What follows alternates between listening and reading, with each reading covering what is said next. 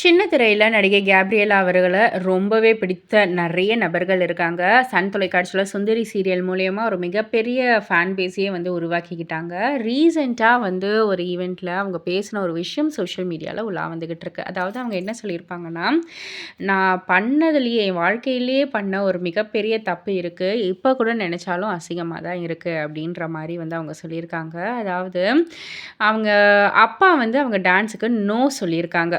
டான்ஸ்னா வந்து கேப்ரியலாவுக்கு ரொம்ப பிடிச்சிருக்கு. பட் ஆனா அவங்க அப்பா வந்து நோ சொல்லியிருக்காங்க. ஸோ லெட்டர் எழுதி வச்சுட்டு சென்னைக்கு வந்திருக்காங்க. அப்போ சமாதானம் பண்ணி கேப்ரியலாவ திரும்ப ஊருக்கு கூட்டிட்டு போயிருக்காங்க. அப்போ ஊர்ல எல்லாருமே, "இவ எவன் கூடயோ ஓடி போயிட்டா. கல்யாணமே பண்ணிட்டு எ இருப்பா." அப்படி இப்படின்னு வந்து ஒரு மாரி வந்து பேசியிருக்காங்க. அசிங்கப்படுத்தியிருக்காங்க. ஸோ ஒரு கட்டத்தில வந்துட்டு அது கேப்ரியலாவுக்கே வந்து அவங்க மேல அவங்களுக்கே கோவம் அதிகமா வந்திருக்கு. "ச்சீ! என்ன இவ்ளோ கேவலமான பொம்பளையா நம்ப?" அப்படின்ற மாதிரி நினைக்க தோணிடுச்சு. அந்த மாதிரி இருக்கு நம்மளுடைய சொசைட்டி அப்படின்ற மாதிரி சொசைட்டி மேல இருக்கிற அந்த ஒரு ஆதங்கத்தையுமே அவங்க வந்து வெளிப்படுத்தியிருப்பாங்க. ஸோ இத பத்தி நீங்க என்ன நினைக்கிறீங்க? உங்களுடைய கருத்து என்ன? அப்படின்றத கீழ உள்ள கமெண்ட் பாக்ஸ்ல குறிப்பிட்டு சொல்லுங்க. மறக்காம சேனல சப்ஸ்கிரைப் பண்ணி பக்கத்துல உள்ள பெல் ஐகான கிளிக் பண்ணிடுங்க.